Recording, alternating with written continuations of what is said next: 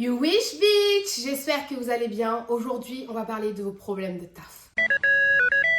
Alors, avant de commencer, je veux faire un disclaimer parce que je sais qu'il y a beaucoup de gens qui pensent que je m'y connais de ouf dans le code du travail, dans la loi du travail, dans tout ça là. Genre, c'est juste les choses que j'ai vécues qui me permettent de voir réellement comment se passe le monde du travail, qu'est-ce qui est illégal, qu'est-ce qu'il faut faire, les choses qu'il faut entreprendre. Les conseils, ce sont mes conseils de mon avis personnel. Ne prenez pas ça pour acquis, parce que je ne suis pas une professionnelle. Et en général, si vous avez un problème au travail, si vous vous posez la question sur est-ce que c'est légal ou est-ce que c'est pas légal, avant d'envoyer un DM à Mallory Davis ou à XY sur les réseaux sociaux parce qu'ils parlent du travail sur internet, demandez à la loi, passez par des professionnels plutôt que par des créateurs de contenu qui parlent du monde du travail parce que on n'est pas tous des professionnels dans ce cadre-là, on n'est pas tous RH, on n'a pas toutes et tous les ressources nécessaires pour vraiment vous aider dans votre problème. Sur ce, je vous ai posé la question sur Instagram de vos problèmes de taf, des trucs que vous rencontrez au quotidien et vous m'avez répondu, donc je vais y répondre tout de suite. On va mettre les pieds dans le plat tout de suite en parlant du micromanagement parce que c'est quelque chose sur lequel vous m'avez demandé de revenir. Si vous rencontrez un problème de micromanagement sur votre lieu de travail, voilà ce qu'il faut faire. Le micromanagement, c'est vraiment quelque chose que tu acceptes en début de ta carrière parce que tu te dis que t'as pas le choix. Tu te dis que c'est normal qu'on vérifie ce que tu fais, qu'on soit derrière toi, etc. parce que ça pourra t'aider à être la meilleure personne que tu souhaites être au travail. Mais pas du tout. Et ça, c'est parce que je connaissais pas la définition de micromanagement qui est la suivante. La microgestion est un style de management abusif où le manager observe et contrôle trop étroitement le travail de ses subordonnés ou de ses employés. Ce type de management se caractérise par un contrôle excessif ou en donnant trop d'attention aux détails. Et en voyant la définition, je me suis dit qu'en effet, j'avais déjà été micromanagée. Dans mon ancien taf, on était sous un micromanagement. Et en fait, c'est ce micromanagement qui a poussé toute l'équipe, en fait, à partir. Et si vous ne faites pas la diff entre quelqu'un qui regarde ce que vous faites et vous manage normalement et quelqu'un qui est sous le micromanagement d'un management abusif, on peut le remarquer par exemple si on te demande de faire une tâche chronophage à un instant A et que l'instant B d'après, donc 5 minutes après, on te demande une autre tâche chronophage et on te dit ça doit être terminé rapidement et que pendant que tu fais ces tâches-là, on te dit est-ce que tu as terminé la tâche A, est-ce que tu as terminé la tâche B. Ça, micromanagement. Ou alors si on est derrière toi pour une virgule dans un mail, on te demande tout le temps de vérifier tes mails alors que t'as un niveau où tu peux vraiment genre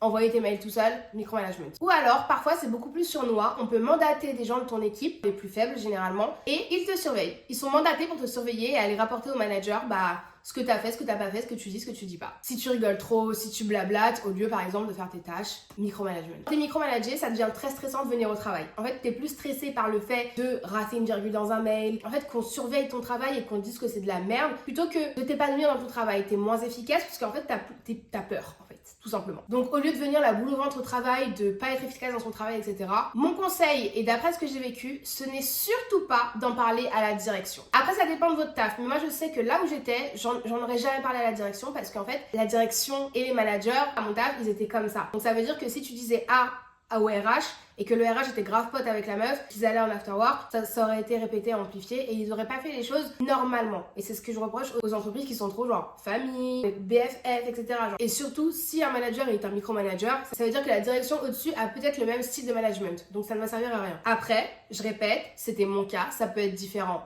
partout. Et mon conseil, vraiment, en fait, je sais qu'il y a beaucoup de gens qui n'ont pas cette solution-là. Mon conseil, c'est de partir parce que un manager qui micromanage ne se rend pas compte qu'il micromanage. Et généralement, c'est des managers qui n'ont pas été formés à être managers. C'est des managers qui ont été promus. Malgré tout ce que tu vas pouvoir lui dire, malgré tous les trucs que tu vas pouvoir montrer, les preuves, etc., que tu vas pouvoir montrer que il micromanage, il va toujours minimiser la chose. Typiquement, dans mon ancien travail, mon ancien manager a pété un câble. Mais quand je vous dis péter un câble sur quelqu'un dans l'open space, c'est genre, elle a hurlé sur la personne dans l'open space qui venait d'arriver, donc elle était en période d'essai la personne, parce que le mail n'était pas structuré comme elle le souhaitait. Elle a interprété le mail d'une autre manière que ce que la personne disait au client. Vraiment, elle a pété un câble sur elle, devant tout le monde, dans l'open space. C'est pas genre, viens, on va parler parce qu'il y a un truc que t'as fait, ça m'a pas plu. Elle s'est levée, elle a hurlé sur la personne, et genre on était tous en mode...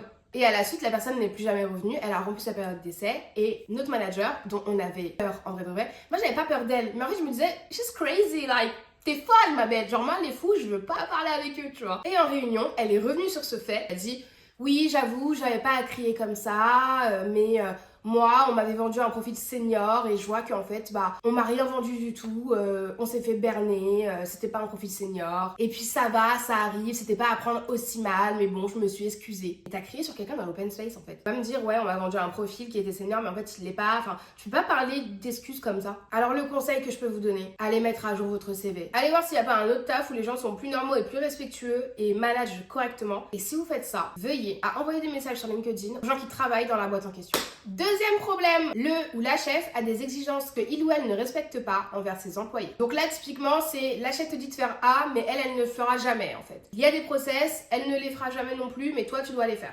Ok. Alors ça, je vous le dis clairement, c'est tellement typique de la génération Millennials X. Et quand je dis Millennials, je parle pas genre par exemple de moi, mais je parle des gens qui sont un petit peu plus vieux que moi, genre 33, 34 ans. Et après, du coup, ils aiment trop dire aux gens comment faire les choses, mais eux, jamais de la vie, ils vont respecter les process. Jamais, genre. Et le pire, c'est que souvent, leurs process ne rentrent pas dans la façon de travailler d'une équipe. Ça veut dire que c'est même pas optimal comme process. C'est un process qui prend tellement de temps pour rien que c'est pas optimal. Et que du coup, tu perds plus de temps à faire son process de merde que elle ne fait pas, plutôt que de faire genre plus simple et que le travail aille beaucoup plus vite et soit beaucoup plus efficace. Mais ça, c'est un débat qu'ils ne veulent pas encore entendre, malheureusement. Et en fait de vrai, ce problème n'est pas un vrai problème parce qu'il faut réussir à leur montrer que c'est un problème sans parler. Genre, il faut leur mettre le nez dans le problème et qu'ils se disent « Ah ouais, putain, c'est nul en fait. » que je suis en train de faire. Genre vraiment, il faut qu'ils se disent ça. Il faut le faire subtilement et sans parler. Personnellement, j'avais une chef qui était comme ça. Elle faisait rien du tout de ce qu'elle nous demandait de faire. Et surtout, elle ne faisait pas elle-même ses process. Elle demandait aux gens de faire les choses pour elle. Like, girl, tu peux pas être manager et ne pas montrer l'exemple en fait. C'est une honte. Genre, clairement, t'es juste ridicule. Cette manager-là, elle en avait conscience et les comportements comme ça couvrent peut-être quelque chose d'autre. Parce que moi, typiquement, manager, elle voulait quitter l'entreprise, donc elle faisait plus aucun effort sur rien. Comportements comme ça cachent des choses qui sont beaucoup plus profondes. Je pense pas qu'ils le fassent exprès. Je pense pas qu'ils s'en rendent compte. Mais si vraiment ça vous empêche de vous épanouir, si vraiment vous êtes mal de ça, je pense qu'il faut en parler en restant dans la bienveillance et en disant écoute, moi je pense que les équipes sont... En fait, il faut toujours parler les équipes. Faut pas dire moi je... Faut toujours dire les équipes. Comme ça, tu te back up, il n'y a pas de souci. Et en fait, la personne se remet en question parce qu'elle se dit attends, elles sont 5 ou 6 à penser ça et moi je suis toute seule et c'est peut-être moi la conne, tu vois. Parce qu'en fait, quand il y a 6000 personnes qui disent t'es conne, t'es conne, t'es conne, t'es conne, t'es conne et que t'es toute seule à te dire mais non, je suis pas conne, pose-toi des questions. Tu vois ce que je veux dire? Il faut toujours faire le truc genre dans la bienveillance en mode ouais, je suis désolée de te dire ça comme ça, mais tu sais que les équipes, on a remarqué qu'en fait, tu nous demandais de faire beaucoup de choses, d'appliquer beaucoup de process, mais toi, tu les appliques pas. Et on aimerait savoir pourquoi. Il faut vraiment qu'elles changent, ou alors que si elles ne veulent pas changer, qu'elles changent de boîte. Parce que ici, tu pourras pas travailler comme ça. Et si ça marche pas, barre-toi parce que franchement, c'est chiant de travailler avec des gens comme ça. La solution à tout, quitter ce travail, ok? Ou alors, vous pouvez faire encore plus simple, donc la méthode où je disais qu'il fallait leur foutre le nez dans leurs problèmes. Vous faites tous les trucs parfaitement. Et en fait, vous faites en sorte de genre déléguer une tâche où il y a un truc, un process qu'elle doit suivre. Et au moment où elle suit pas le process, vous la mettez vraiment face à tout le monde en disant mais c'est pas du tout ça le process. Mais il faut avoir les couilles de le faire. Hein. Je comprends que tout le monde ne puisse pas le faire, etc. Mais moi, c'est ce que j'aurais fait. Et en fait, dans le monde du travail, vous pouvez pas être un bisounours. Vous pouvez pas être passif. Vous devez être agressif. En tout cas, moi, dans mon milieu, il faut être agressif. Il faut savoir parler. Il faut avoir l'avocat, en fait. Vraiment, genre. Parce que si vous n'avez pas l'avocat, les gens ils vont vous marcher dessus. On n'a pas envie de se faire marcher dessus par les gens, clairement. Troisième problème, la compétition au travail entre femmes noires et femmes blanches un peu plus âgées. Je vais prendre le problème dans son entièreté. Je sais très bien qu'il y a des problèmes dans des plus grosses entreprises où les gens ils sont en mode ouais, les noirs nous volent notre boulot, les arabes nous volent notre boulot, enfin toutes les minorités nous volent notre boulot, etc. D'accord, mais en fait, on vole pas des boulots. On a passé un entretien comme vous, on a été accepté comme vous. Enfin, à un moment donné, si vous sentez qu'on vous vole votre boulot, votre travail, que vous travaillez pas assez et que vous êtes assis sur vos acquis. À part un complexe, ce truc de compétition, je ne vois pas ce que ça pourrait être d'autre et on peut rien faire contre les gens qui sont complexés. En fait, dans tous les milieux, dans toutes les ethnicités, pour tout le monde, il y a des gens qui vont vouloir se battre avec vous, ils vont prendre des combats auxquels vous-même vous n'auriez pas pensé, mais ils sont en compétition avec vous parce que soit vous êtes plus jeune, vous êtes plus performante, vous êtes nouvelle, vous êtes belle, vous êtes toujours apprêtée. Il y a des gens, pour une boucle d'oreille, ils peuvent dire ah mais t'as vu ça, une boucle d'oreille, en plus c'est une Cartier, elle se pas chier. Ouais, et alors en fait, elle fait son travail avec ses boucles d'oreilles Cartier.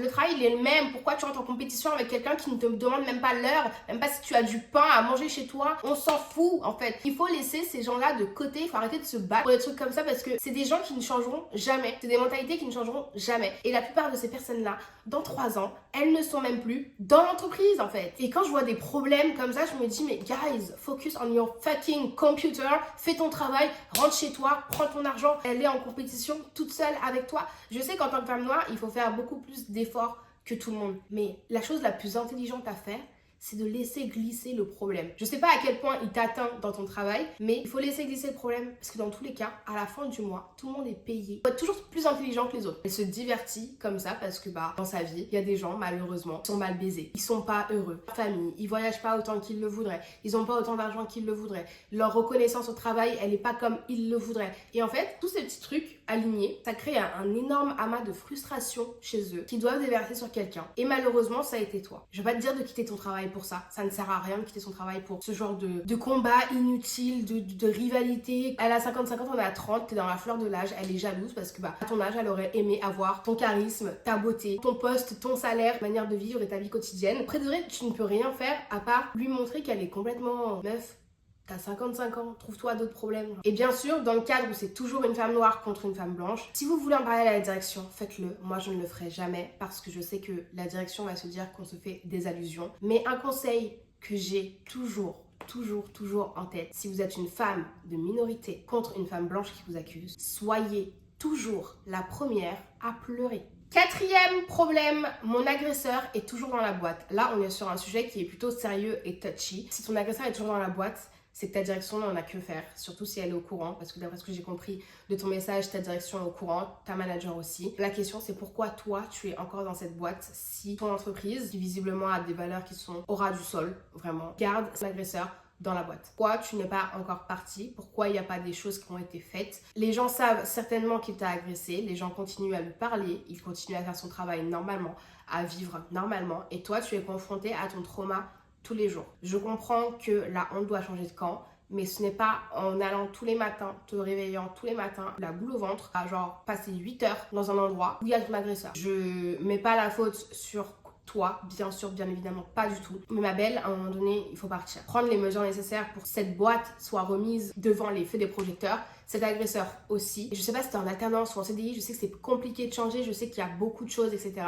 Mais rien ne vaut une bonne santé mentale parce que tu ne vas jamais pouvoir guérir dans l'environnement qui t'a fait du mal. Balance ton agence existe, balance ton entreprise existe, tu contactes des gens, tu mets le truc au grand jour en fait. Tu peux pas rester comme ça et ce n'est pas normal qu'une entreprise emploie toujours un agresseur. Et si l'entreprise n'est pas au courant, ce n'est pas normal non plus. Et il faut leur montrer que pas des pratiques qui se font et on est en 2024. Donc à un moment donné, moi j'aurais vraiment tellement pris mon sac, j'aurais dit moi je vais pas travailler là-dedans, pas de souci. Les valeurs de l'entreprise, elles sont tellement basses. Je sais pas si tu te rends compte des valeurs de ton entreprise. Genre c'est vraiment genre ok c'est pas grave, c'est un petit incident, on va laisser passer, on la remet dans un autre département et lui on le met d'un côté et on évite qu'il se croise. Non en fait, c'est pas comme ça que ça se passe la vie en fait. Genre lui il doit payer pour ce qu'il a fait. Il y a un putain de souci. Si toi tu prends pas les devants en te disant ok moi je me casse, mais tu te casses pas en mode oh je me casse, je laisse le problème derrière moi. Non, la honte doit changer de camp. Toi tu dois changer de travail. Quand toi tu auras changé de travail, tout le monde saura.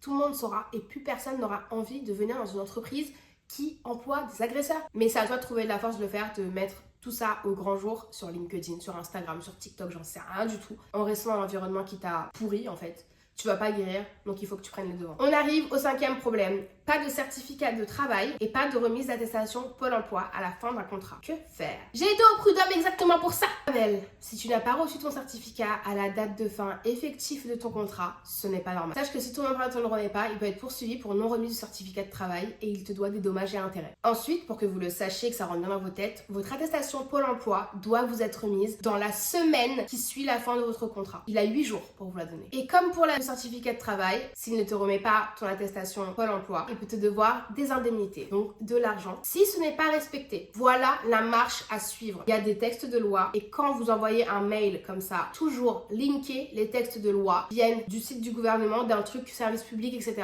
Vous envoyez un petit mail au RH en disant selon le code du travail, blablabla, il me semble que vous me devez mon attestation Pôle emploi et mon certificat de travail. Pourquoi n'est-elle pas dans la premier mail, un petit peu la pression, il y a la loi, il voit que tu t'y connais. Si ton mail il n'est pas pris en compte, si après ce petit mail salé, tu n'as pas ton certificat de travail et ta putain d'attestation Pôle emploi, mise en demeure. Bon bah suite à votre non-retour, je vais vous mettre en demeure car vous n'avez pas répondu à mon dernier mail avant d'envoyer une vraie mise en demeure. Si après ces deux mails là, le petit mail salé et le mail de je vous préviens, je vais vous mettre en demeure, ça ne change pas, tu mets en demeure et prud'homme. Je vous mets juste ici les articles de loi qui attestent de ce que je suis en train de vous dire parce que pour une fois il y en a. Donc n'hésitez pas si vous avez ce problème à consulter ces articles là qui parleront bien. Mes congés ont été refusés alors que je les ai demandés un an à l'avance. Ça va être compliqué là ma belle. Si ton congé a été refusé alors que tu l'as demandé un an à l'avance, il va falloir aller demander des explications. En fait, il n'y a pas vraiment de loi sur ça. En fait, les gens ont le droit de te refuser des congés, même si tu les as demandés un an à l'avance. Sauf qu'ils doivent t'expliquer pourquoi ils refusent ton congé. Et en gros, si sa justification est bonne, entre guillemets, si genre tout est justifié pour avoir refusé ton congé, c'est légal. Tu peux rien y faire. Si tu trouves que la justification de ton employeur, elle est merdique, ce que tu peux faire, c'est prendre le CSE, je sais pas si tout le monde a un CSE dans son entreprise. Typiquement, moi là où je travaille, j'ai pas encore de CSE, mais j'ai un syndicat, ça peut aider. Tu les voir et tu leur dis, ok, bah moi je trouve que c'est pas juste, etc. Tu en discutes avec ton employeur pour voir s'il est possible de faire quelque chose et si en fait il est possible de rien faire. Et ce qui est chiant à chaque fois parce que c'est vraiment le dernier recours, aller au prud'homme. Ton employeur peut refuser ton congé même si tu l'as pris 15 ans à l'avance. Si ça va perturber l'organisation de l'entreprise, qu'il y a des gens qui sont pas là, que c'est une forte période, etc., etc., c'est justifiable et il a le droit de te refuser ton congé. Ensuite, il peut aussi te refuser ton congé s'il y a trop de personnes qui sont en congé en ce moment, qu'elle l'ait demandé avant ou après. Et il faut voir que si par exemple il y a Janine qui a demandé congé 3 jours avant et qu'elle il a accepté, mais que toi quand tu l'as demandé un an avant il est refusé, là vraiment il faut aller taper du poing sur la table parce que c'est pas normal. Et aussi il y a la raison de l'employeur qui peut tout simplement imposer des dates de congé et ça il faut aller voir avec ta convention collective parce qu'il y a beaucoup par exemple d'entreprises qui ferment pour les fêtes de fin d'année et qui ferment pendant les vacances d'été. Donc en fait ça c'est décompté de tes congés dans tous les cas et peut-être que t'as pas assez de congés pour les prendre même si le truc a été demandé un an à l'avance. Un gros turnover, 6 démissions en un an. Alors à partir du moment où vous-même vous êtes assis dans l'entreprise et vous voyez qu'il y a 6 démissions en un an, pourquoi vous êtes encore assis là? Je pense que le problème est clair quand même. Tu vois tout ça mais tu restes assise, tu te dis oh ils s'en vont. Je vous ai dit, quand dans un groupe de gens, il y a 6 personnes qui vous disent t'es con et que toi t'es la seule à dire bah non je suis pas conne, il y a 6 personnes qui sont parties, t'es la seule à être assise ici. En tout cas moi, j'aurais quitté depuis longtemps. Interdiction de parler de salaire entre salariés. Bah ça c'est un red flag en fait. Enfin à un moment donné, si j'ai envie de te dire combien je gagne, je te le dis combien je gagne. Si la direction fait ça, ma belle, c'est parce qu'ils ont pas envie de t'accorder une augmentation. C'est parce qu'ils ont pas envie que les gens viennent toquer à leur porte en disant ah mais comment ça Thomas gagne plus que moi alors qu'on fait le même taf, etc. Moi, je veux être augmentée. C'est logique que la direction ne veuille pas ce genre de problème. Mais en fait, ce qui n'est pas logique, c'est que vous acceptiez. En fait, il faut arrêter d'accepter de se faire marcher dessus. La direction fait ça, c'est pour cacher les inégalités et c'est pour pas qu'ils créent une sorte de révolution. Mon conseil, c'est quand vous êtes dans des entreprises où il y a autant de red flags, surtout sur ce que vous gagnez, c'est-à-dire ce qui va vous permettre de vivre. Si une entreprise va à l'encontre de ça, ils veulent pas en parler du tout. Si une entreprise n'est pas transparente en putain de 2024 sur l'égalité des salaires, l'égalité hommes-femmes, etc., etc., c'est qu'il y a un souci. Ils traitent littéralement comme leurs larbins qui peuvent payer des miettes, qui on ne donne pas de prime, à qui on ne donne pas de 13e mois, etc. Et à partir du moment où vous êtes assis dans cette entreprise, vous acceptez. Vous acceptez qu'on ne vous augmente pas. Vous acceptez qu'il y ait des inégalités salariales. Vous marchez peut-être sur vos valeurs. À partir de ce moment-là, quand tu vois plein de problèmes comme ça, je sais que ça peut être très difficile, je le redis encore, de quitter son travail, d'en chercher un autre, etc., etc. Mais il faut partir. En fait, à partir du moment où l'entreprise ne matche pas avec vos valeurs, ne matche pas avec vos ambitions dans la vie, vous la quittez. C'est simple en fait. À un moment donné, moi je peux pas, trouver des petites solutions comme ça pour que vous vous sentez mieux dans une entreprise qui n'est pas normale. C'est pas normal en fait. Si j'ai envie de parler de mon salaire avec X, A ou B, si j'ai envie de crier mon salaire dans l'open space, si j'ai envie de dire la prime que j'ai eue dans l'open space, je le ferai. Et si un tel vient te demander une augmentation, c'est parce que tu ne la traites pas bien, tout simplement. Et c'est pas de mon fait que je dise mon salaire ou pas, que je le dise dans les murs de l'entreprise ou que je le dise en after work dans un bar, ça reviendra au même, elle viendra toquer à ta porte dans tous les cas. Mauvaise communication au sein de l'équipe, que faire? La mauvaise communication, elle est pourquoi? Parce que ça peut dépendre de tout en fait. Si vous communiquez mal parce que vous entendez pas bien ou si c'est par rapport vraiment au travail qui doit être fait. Parce que simplement une mauvaise communication se règle par de la communication. Mais c'est simple en fait, tu vas faire autrement genre. Et si c'est par rapport au travail, il faut faire faire des réunions, se parler, dire ce qui ne va pas, dire ce qui va, exposer les faits, exposer les do et don'ts. Il faut voir là où le canal est brouillé pour certaines personnes pour que la communication s'améliore en fait et pour que peut-être ils comprennent. Et aussi, ce qui est très important, je vous en supplie, je déteste, moi je parle tout le temps aux alternantes avec qui je travaille, je leur dis, guys, si vous comprenez pas un truc, vous me le dites. Vous avez besoin d'avancer et moi j'ai besoin d'avancer aussi. On a besoin d'avancer ensemble. Si t'as pas compris un truc, si tu comprends pas un logiciel, si tu comprends pas un process, tu viens me voir, je te l'explique. Comme ça, il n'y a pas de quelqu'un qui est frustré dans son coin, qui comprend pas quelque chose et qui n'ose pas demander. Faut savoir prendre du recul sur soi-même. Ok, je sais faire ça, mais aussi il faut se dire, ok, sur ça j'ai des lacunes, sur ça j'ai des lacunes, sur ça j'ai des lacunes et je dois en parler pour que le travail puisse avancer. Dans tous les cas de figure, c'est comme ça qu'on avance. Et si vous ne prenez pas le temps de prendre du recul sur vous-même et que vos équipes ne prennent pas le temps de prendre du recul sur elles-mêmes, ça va pas avancer. Il y aura toujours un canal de communication qui sera bouché et que vous ne pourrez pas déboucher si vous ne communiquez pas. Donc c'est très important de communiquer, de faire des réunions, de prendre les gens un par un pour savoir qu'est-ce qu'ils veulent, qu'est-ce qu'ils comprennent pas, qu'est-ce qu'ils attendent, de quoi ils sont fiers, sur quoi ils peuvent s'améliorer. Jamais dire t'es nul sur ça. Toujours dire je pense que sur ce point tu pourrais t'améliorer et voici comment on va faire pour que tu y arrives. Ensuite, on vient de parler de discrimination à l'embauche, c'est illégal. Si vous êtes dans une entreprise, vous voyez qu'il y a de la discrimination à l'embauche, pourquoi vous êtes encore assis à contempler les valeurs qui n'en sont pas d'une entreprise? Vous êtes témoin. En fait, je ne comprends pas comment tu peux me dire discrimination à l'embauche, ça veut dire que tu vois que, en fait, à l'embauche, il y a la discrimination et tu ne fais rien. Donc pour moi, tu es complice, tout simplement. À partir du moment où tu viens avec un problème, discrimination à l'embauche, que faire? En fait, l'inspection du travail, que c'est illégal. Genre, il y a une putain de loi sur la discrimination à l'embauche. T'as pas le droit d'embaucher quelqu'un parce qu'il est handicapé. T'as pas le droit d'embaucher quelqu'un parce qu'il est noir. T'as pas le droit de pas embaucher quelqu'un parce qu'il porte le voile. T'as pas le droit de pas embaucher quelqu'un parce qu'il porte un afro. Parce que tout ce qu'on regarde et tout ce qui est important au travail, c'est le travail que tu vas faire. Pas comment tu vas venir habiller au travail. Ma jupe n'empêche pas l'oxygène de monter à mon cerveau. Mes tresses et mes perles n'empêchent pas l'oxygène de monter à mon cerveau. Tout ce que je suis en tant que personne n'altère pas mes compétences cognitives et mon efficacité au travail. Donc à partir du moment où vous voyez de la discrimination à l'embauche, vous le reportez en fait. Il n'y a pas à regarder et être silencieux. C'est pas normal en fait. C'est illégal, guys. Et si vraiment vous le voyez et que vous ne faites rien, vous êtes complice. Enfin, ça me semble logique en fait. Et pour le dernier problème, on est sur un problème de télétravail. Le télétravail est donné à certaines personnes et pas à d'autres. Genre vraiment, quand j'ai lu ce problème, je me suis dit, ah, c'est horrible parce que c'est à la fois discriminant, mais à la fois, il n'y a pas vraiment de texte de loi sur le télétravail parce que le télétravail, c'est quelque chose qui est mis en place par une entreprise. Il n'y a pas de cadre légal autour de ça, à part dans les situations extrêmes comme le Covid. Et en fait, si vous êtes exclu du télétravail, c'est soit de la discrimination, soit de l'atteinte au principe d'égalité. Et comme c'est pas automatique, c'est pas un droit automatique pour le salarié, la seule solution que tu as, c'est de passer par le dialogue. Pourquoi X et Y ont droit au télétravail? Et si en fait on te donne une justification qui est plausible, tu peux rien faire. Viens avec un truc en mode ouais, elle a le droit, elle a le droit, elle a le droit, elle a le droit, et moi non. Passer par le dialogue, mais avoir vraiment un gros backup derrière, CSE, syndicat et d'autres gens aussi, parce que même si on te dit que ton compteur, il n'y a pas assez de télétravail, c'est pas normal. Est-ce que t'as la vue sur ton compteur de télétravail? Est-ce que tu sais que t'as le droit au télétravail? Enfin, tu vois, il y a plusieurs questions à se poser et c'est hyper touchy. Parce que justement, cette mise en place de télétravail, ça repose sur un accord entre toi et ton employeur. Et en gros, si on te le refuse, genre si tu vois qu'il y a des différences, mais les différences, elles doivent être genre sur un principe logique. Si par exemple, t'as une pote qui est chef de projet, elle peut très bien télétravailler de chez elle, mais tu vois par exemple, l'IT, ils peuvent pas travailler de chez eux. En fait, ça doit être basé sur des critères objectifs et non discriminatoires. Donc moi, ce que je peux te conseiller de faire avant d'aller à la discussion, c'est vraiment de créer un vrai dossier, de vrais trucs, une vraie justification et d'arriver avec un truc solide en disant je veux mon télétravail, pourquoi je n'y ai pas le droit, donnez-moi des justifications plausible en dehors de ton compteur, je crois. Va regarder les accords de son entreprise, donc le règlement intérieur et la convention collective, ou alors s'ils en ont une charte de télétravail. Il faut aussi que tu rappelles les principes légaux, donc ils ont l'obligation de justifier tout refus sur des bases objectives et non discriminatoires, comme je le disais avant. Et si ça persiste, va y voir le CSE et le représentant du personnel de ton entreprise. Si t'en as pas, va voir les RH, parce que c'est ces personnes-là qui vont pouvoir intervenir et négocier avec ta manager direct ou ton employeur. Et je vous mets des articles de loi aussi qui peuvent vous aider sur ça. Il n'y a pas vraiment de loi tacite sur le télétravail, mais ces articles-là pourront vous aider. Et voilà pour vos problèmes de taf. J'espère que ça vous a plu. Je vous fais de très gros bisous. Je vous retrouve dimanche prochain pour une nouvelle vidéo à 18 h. Si vous avez d'autres problèmes de taf, on fera un épisode 2 si ça vous intéresse.